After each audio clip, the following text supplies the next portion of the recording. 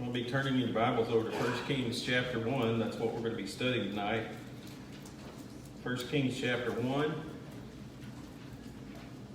Adam is making the rounds with the sheets here.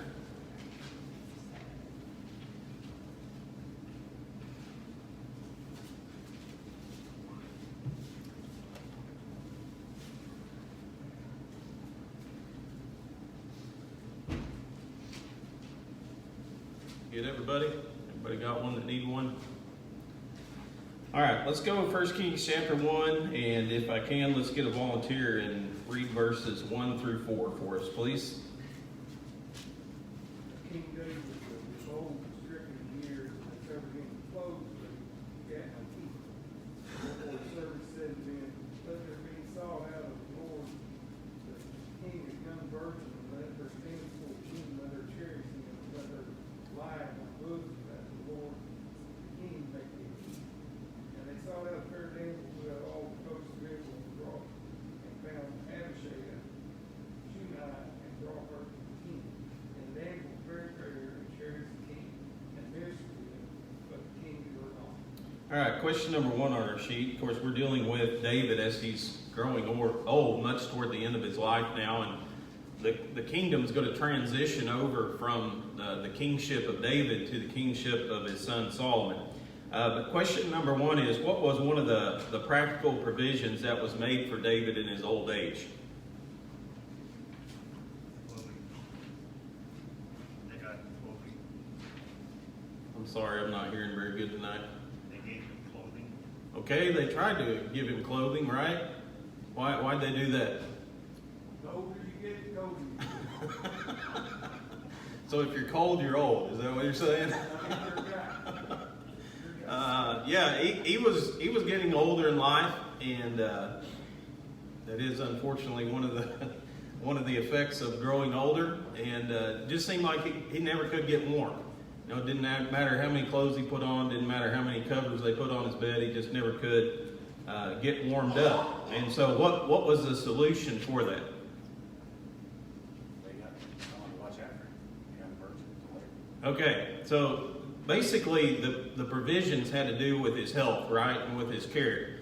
And the way that they, which medically that's the way that it was done in that day and age, simply got another woman to lay with David. And to us, you know, that kind of sounds, you know, a little bit strange and probably immoral. But I mean, from a king's standpoint, you know, the king was expected to have a harem anyway, right? And it wasn't any new thing to add another woman to the account of the king. And so what kind of woman did they get? This is interesting to me. Okay, a very beautiful woman, right? And she was young, and like you said, she hadn't known men. Now, I don't know how that how that fits into the idea of healthcare. You know, but it wasn't an ugly old woman, but it was a young, beautiful woman, and that could kind of be expected, I guess, simply because David was the king. But indeed, it was for him, and the Bible emphasizes, you know, he didn't know her physically. He didn't lie with her or have physical relations with her like he did his other wives. Number 2, why is it important? This is kind of the establishment of the beginning of the book of 1 Kings, but why is it important to the rest of this chapter and really to the rest of the book to understand how old and frail David was? Do you think it's setting you up to realize that he's losing his power and he's staying confined and away from everybody at this time? Yeah, and we're going to read, of course, about some things that transpire in this chapter, and I don't think if David was healthy, you know, and he was at the prime of his kingship, that the things that happened would have happened. And so I think that's part of the narrative here in chapter 1. Do you know about how old David is at this point? Yeah, he's right at 70 years old, right? Because he was anointed king when he was 30, and he reigns for 40 years. And we're reading about the switching of Solomon actually being anointed king here. So he's right around the age of 70 years old. We know that he has very poor circulation, which is, again, an indication of his age. And later on in the story, we're going to figure out, I think he's in such a bad state health-wise that he doesn't even know what's going on in his kingdom. That's not really his main concern. I think his physical health and upkeep is just the main focus at this point in this time. But what kind of life had David lived? He had, when you think about people who had it rough in life, I know we don't often associate David with a rough life, but he had a tough life, didn't he? And I mean, not only mentally, but physically. He was a guy, he was a warrior. He fought in a lot of wars. He was a soldier. He was a seasoned soldier. He ran for his life from Saul for a number of years. He had to hide out in caves and, do everything that he could to survive and try to keep away from him. We've read about and we've studied about several rebellions that have been launched against him as king. And, that have to take your toll mentally upon a person by his own family, by his own blood. And so by any means, it wasn't an easy life that he'd endured. And I think these things were kind of catching up to him. And 70 years old, but he'd had a rough life, and that applies both physically and mentally too. Somebody read for us verses 5 through 10 here, 1 Kings 1.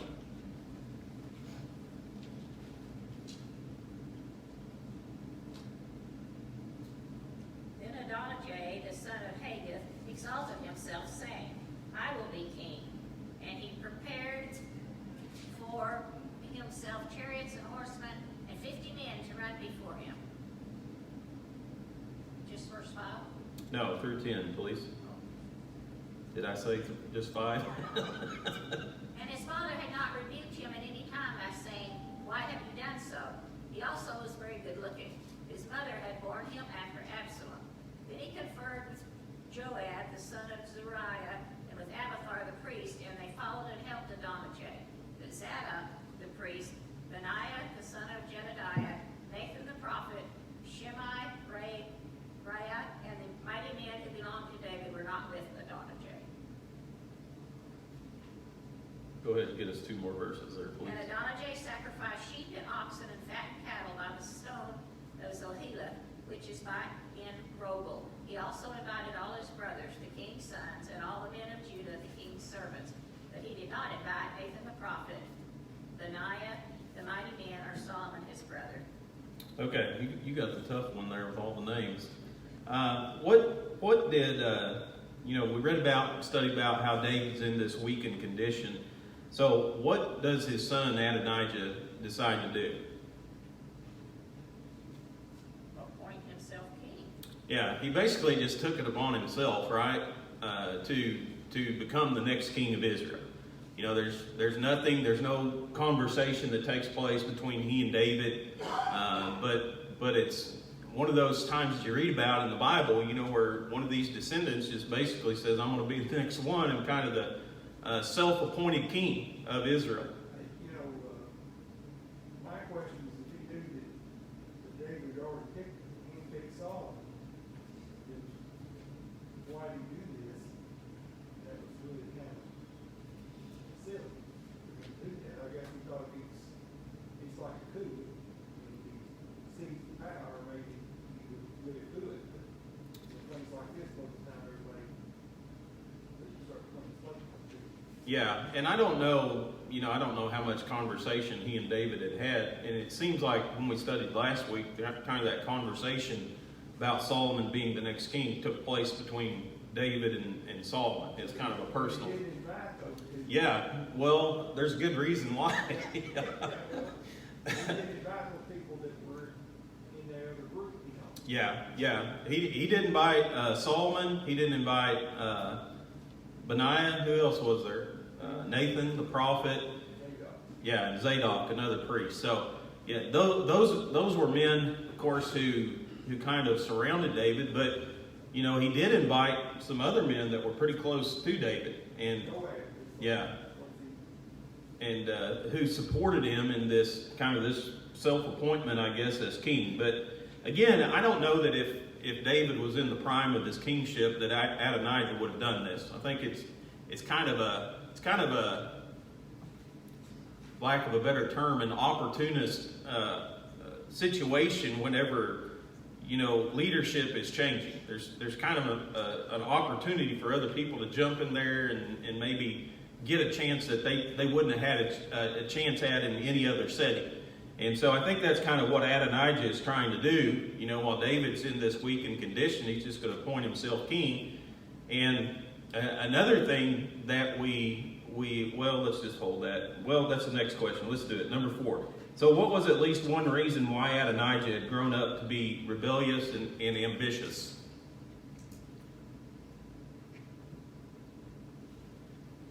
David was a good king, but he was led to the fall. Here. Okay. So in what way? Well, his kids were all terrible, every one of them. Yeah. David had basically just spoiled his children, hadn't he? Had he ever told Adonijah no? The Bible says he never had told him no. Can you imagine that? I mean, as a parent, can you imagine raising a kid and never in their lifetime as you're raising him, do you ever rebuke them? Do you ever tell them no? Well, what do you think what kind of attitude they're going to have whenever they grow up? The whole time with Absalom, when he rebelled against him, he didn't want to, even when they had to fight him, he didn't want to do anything to him, and he was mad at the people that did. Yeah, and so I think it's reflected really in the way, it wasn't just Adonijah, in other words, but I think that's the way he treated all his children. And, there are a lot of good things about David, and this kind of we studied the book of Judges and 1 Samuel, and we kind of saw that idea in it too, these powerful leaders, these good men and women, but yet when it came to the area of raising their children like they should, they just didn't step up. They didn't take the initiative that they should have. And so David had spoiled him. He'd never confronted him, in any way. He'd never asked him, why did you do this or why did you act in this way? He just never questioned the things that he did. And so I think probably in Adonijah's mind, he was going to get away with this, because David had never said no before, right, to the things that he'd done. And so why would he think now it's going to be any differently? I think he probably in his own mind, he thinks, well, I can do whatever I want, and my dad's not going to rebuke me for it or say no to it. And kind of brings up an interesting idea. You think about raising children. This is something the Bible talks about a lot. I always say this, I don't claim to be an expert in raising children. Far from it. But there are some principles that the Bible lays down, and a lot of times, when parents fail to discipline their children, what is the reasoning usually behind that?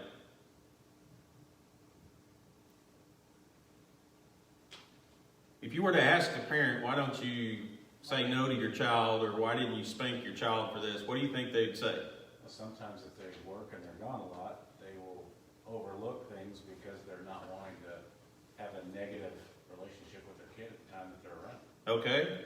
So in their mind, it could have negative consequences with their parent-child relationship? Sometimes they want to be their best friend.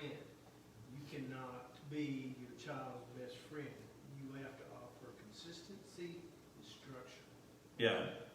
Well, you can be their best friend, they just don't know it. Yes. But, and sometimes they think you're their worst enemy. yes. That's, But usually, and here's kind of what I'm driving at, if you were to ask somebody, why don't you discipline your children, a lot of people I think would say, well, I love them too much.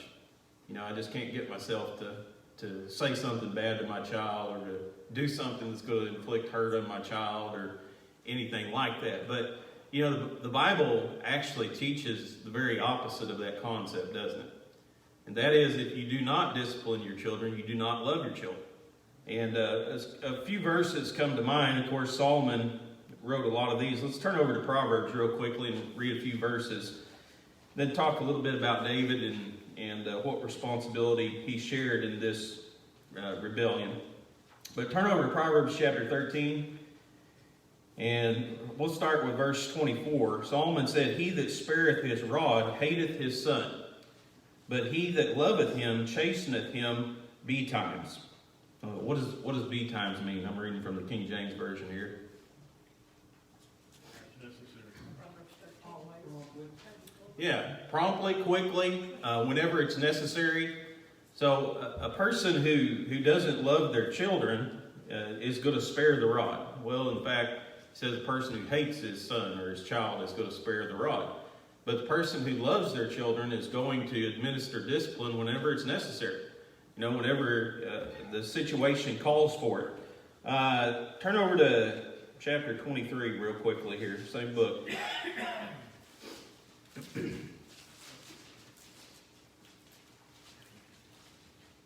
Chapter 23 and verse 13 and 14. It says, "Withhold not correction from the child, for if thou beatest him with the rod, he shall not die.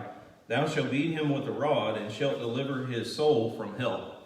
So the idea of not withholding discipline, you know, not holding back whenever a child needs to be corrected. And that's kind of a crude way of expressing it, beat him with a rod. Not talking about child abuse, I've mentioned that before, but it is talking about discipline. And so if you discipline your child, you go kill that child?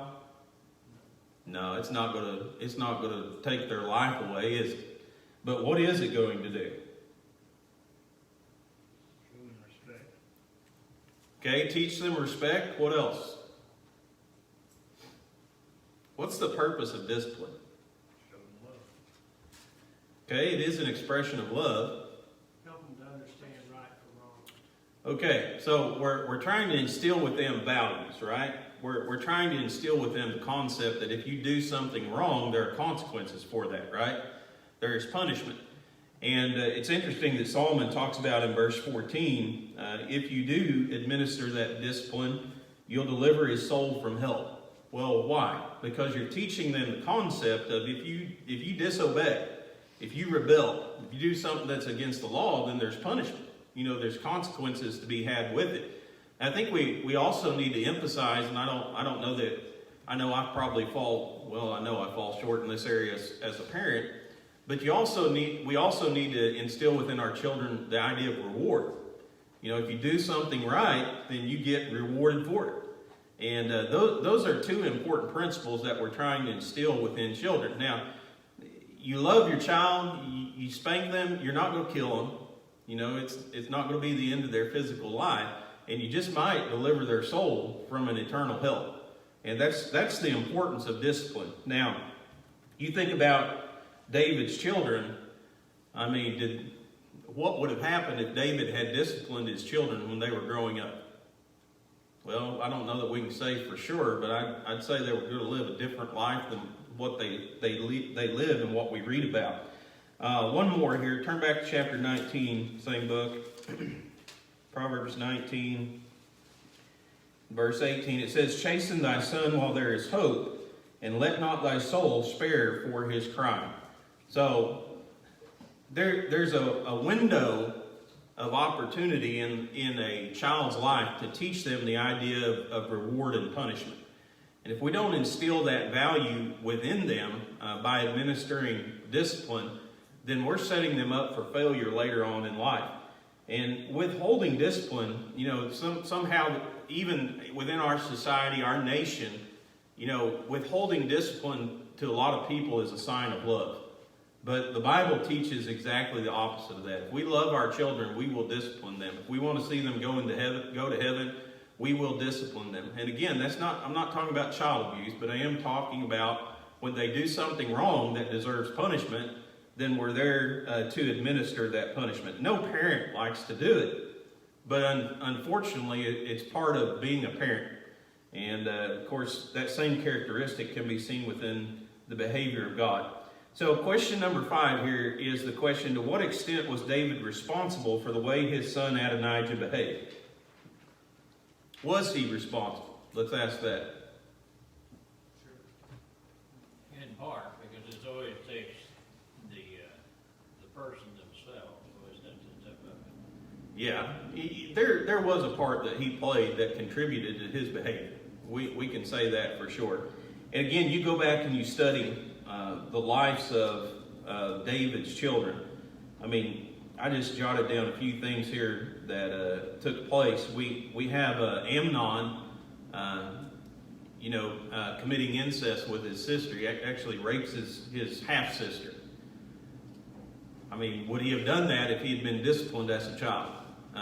After that, Absalom murders Amnon because of that. Would Absalom have done that if he'd been disciplined as a child? You have Absalom rebelling against his father. You have Adonijah rebelling against the rule of his father. Would all those things have taken place if they'd been disciplined as they should have? And again, that's a question I don't think I can answer for sure, but it does make you think a little bit, doesn't it? Would they have behaved in the way that they behaved? Would they have grown and developed the characters that they developed if they had been disciplined as they should have as children? And so that was indeed one area in which David failed. Question number 6. So what was one characteristic of Adonijah? Does anybody have any comments or any questions on the idea of disciplining children? Yes, sir. Isn't that ironic that the guy writing things we're reading about disciplined children was David's child? Yeah. I mean, Yeah. so you think it was across the board he dismayed him, or? I think so. I think you know how it is. I mean, you can put two people in the same situation. One turns out good and one doesn't. I mean, it has a lot to do with individual character too. But undoubtedly, he contributed, to I guess you could say approving their actions and their things, because he just didn't discipline like he should. And so you put a child in that situation. I mean, children are going to do whatever they can get away with. They're going to go as far as they can. But you put any child in that situation, and you're not setting up a child for success later on in life. I always thought that these godly men we read about, many of them in the Old Testament had kids that turned out really bad. They did. And I always thought it was because they were in positions of power and their time was occupied elsewhere. But verse 6 here is pretty clear. It says David didn't do his gig there. I mean, he didn't do what he's supposed to do with it. Yeah. I've never caught that. Yeah. So it's and like you said, it's some of these good men that we read about in the Bible. Children turned out bad, and I don't know what the percentage would be, but a lot of it had to do with the failure on the father's part. So that's an important thing as Christians. I don't think we put enough emphasis on that in raising our children and being responsible, doing the things that we should do in their lives. Yes, sir. Well, one other thing here, though, which I would have thought most of the time Joab was a good guy. I mean, behind David, and he Adonijah goes to him. There could have been some, hey, yeah, we can do this type of thing, and kind of leading him astray away from that. Yeah, it could have been. I know Adonijah wanted it, so he didn't do it against his own will. But question number 6 here. So what was one characteristic of Adonijah that had drawn Israel to other leaders in the past? Any other leaders come to mind that Israel was attracted to? Yes. Absalom, right? What? He had a blemish in the top of his head, his bottom of his foot. Yeah, he was a good-looking guy, wasn't he? I mean, he was a handsome guy. And how many times when you read throughout the Old Testament, you read about these people, and we even studied it on Sunday, physical appearance. That's what it really, whenever they thought about a leader, that was one of the things that they really emphasized was the outward appearance. And so he was a good-looking guy. What else? Saul.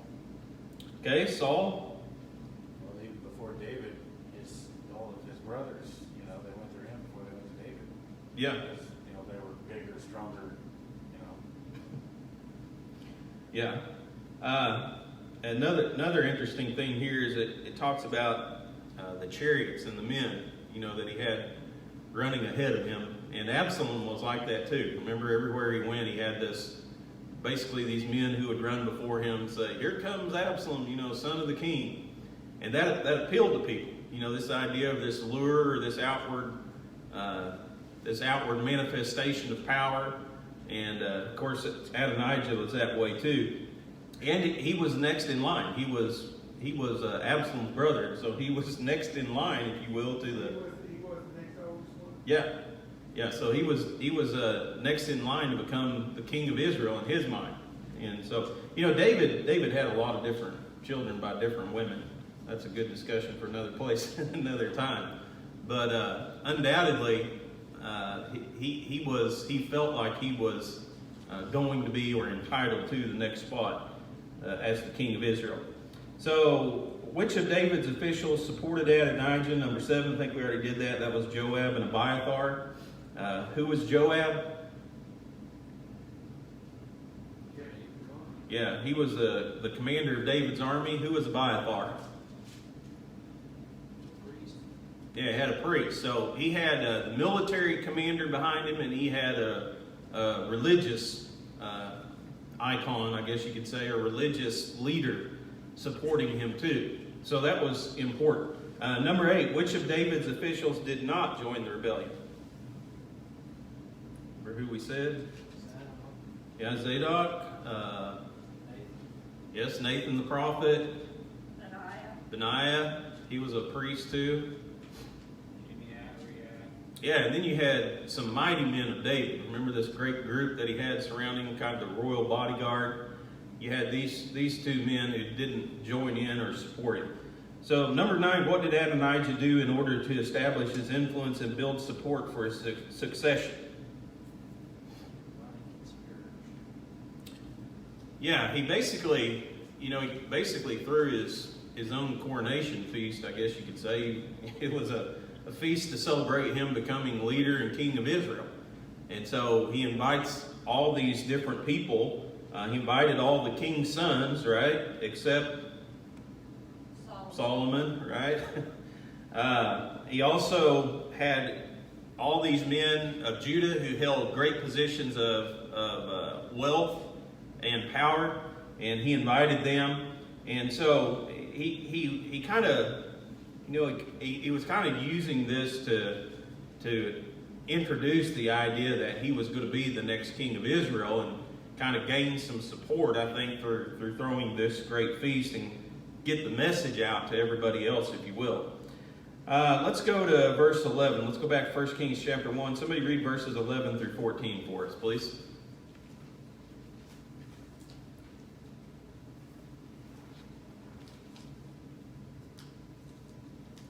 Then Nathan spoke to Bathsheba, the mother of Solomon, saying, Have you not heard that Adonijah, the son of Hagar, has become king, and David, our Lord, does not know it? So now come, please, let me give you counsel and save your life and the life of your son Solomon.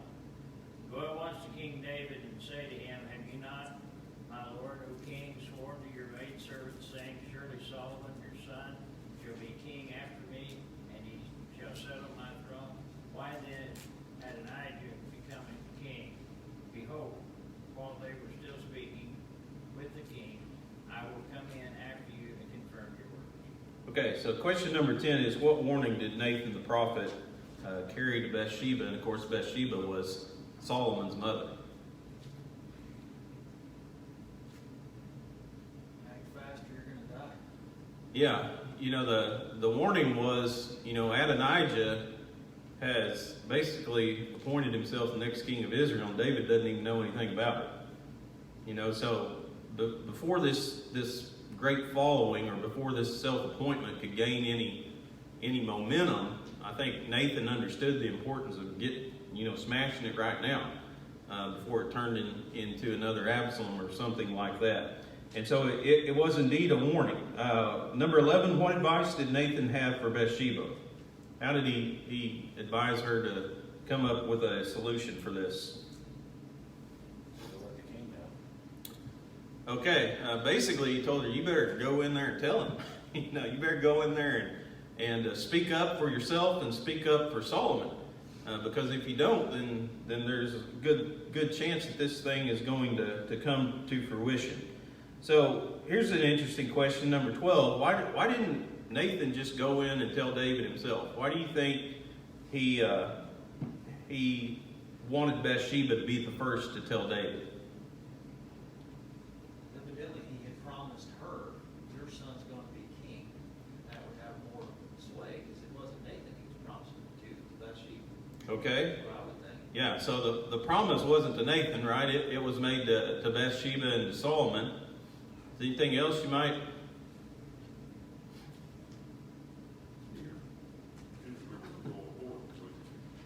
Okay. Let's think about here, husbands, here for a moment. Who's your biggest motivator? Who can make you do something that nobody else can make you do something? You don't want to admit it, do you? Does your wife motivate you sometimes to do stuff? Does it mean more coming from your wife than it mean from coming from a stranger or a friend? Yeah, I think that's just natural. And so, the fact that this would be a legitimate grievance coming from the mouth of his own wife and not just from advice from a friend or a prophet, a good friend, I think it would have a lot more force than David. Of course, Nathan wasn't going to leave Bathsheba on her own. He said, after you tell him that, I'll come right in and confirm that what you're saying is true. And so I think it was important, for Bathsheba to do that. And listen, like we said when we talked about the idea of David not, never saying no to Adonijah, this was great concern because David had never told him no before. So how are we going to get this done, and how are we going to persuade him strongly to do something that he's never done before? And I think that's in part why Bathsheba was sent. Anybody else?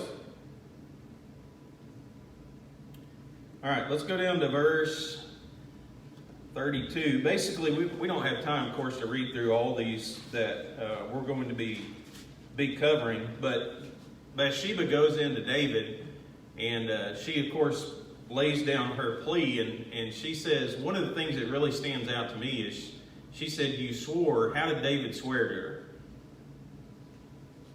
Did you catch that? 17. Let's see. Swears by the Lord God. Yes. You swore to me by Jehovah. You swore to me by the name of your God that Solomon was going to become the next king of Israel. You think that had any pull with David? Yeah. I mean, I don't think he was going to go back on his word anyway, but the reminder of that fact that he had invoked the name of his God in this oath that he'd given to Bathsheba and to Solomon was very important. And so she reminds him of that. Nathan comes in, tells him about the feast that's going on. And so basically David's going to come up with a plan here by which they can appoint Solomon as the next king of Israel and kind of smash this self-appointment of Adonijah. Let's read verses 32 and 33. Somebody read that for us, please.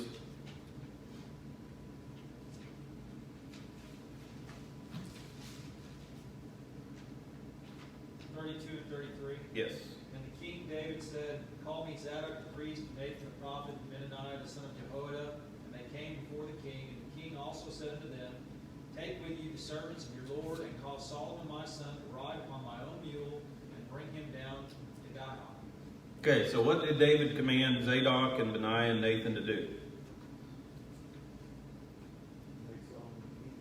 Okay, and how are they going to let everybody know this?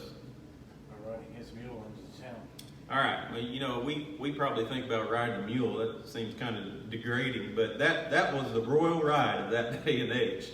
It was a mule, and so he was to be set upon David's own mule, and basically they were to lead a procession, starting at Jerusalem and going down, leading to these other cities, where everybody will know that Solomon is pronounced or proclaimed as the next king of Israel. And of course they were to shout along the way. They were to shout long life to King Solomon along the way as they went.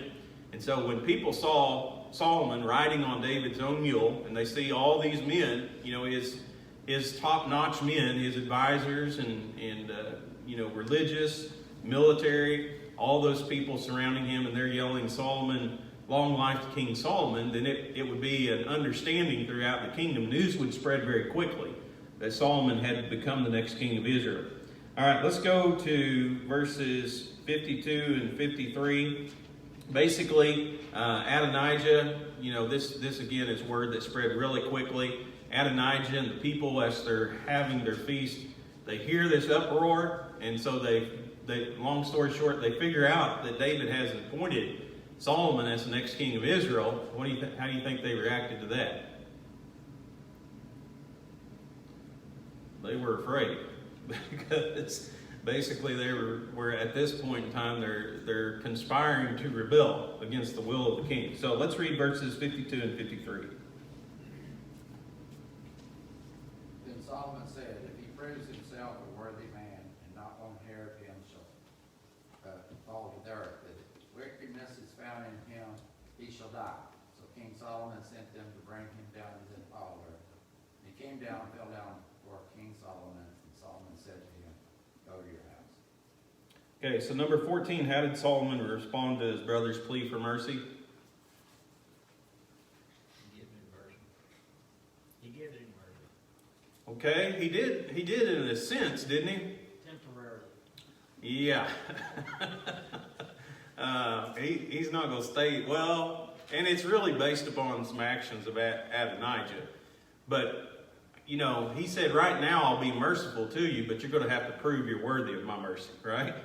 You're going to have to act in accordance. And later on he messes up, and of course, we'll read about that, study a little bit more. Question 15, how did Solomon show his authority over Adonijah?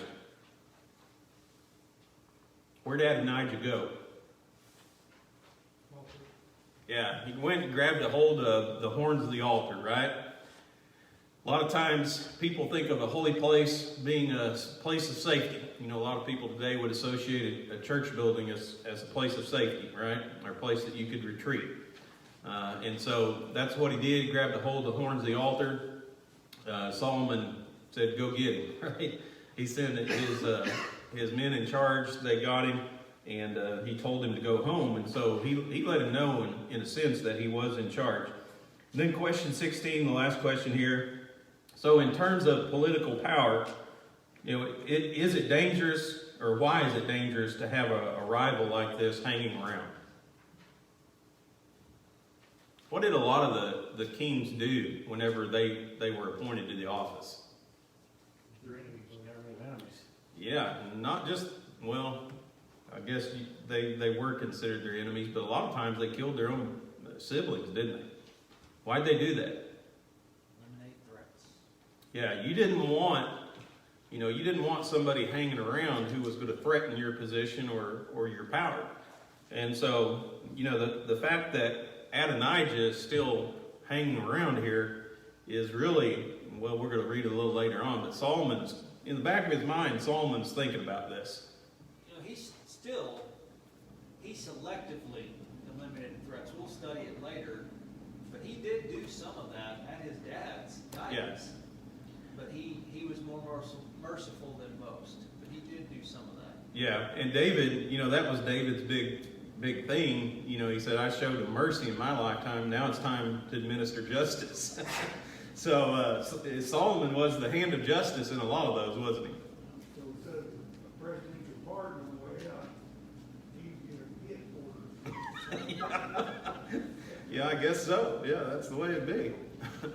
All right, anybody else have any comments or questions before we end tonight?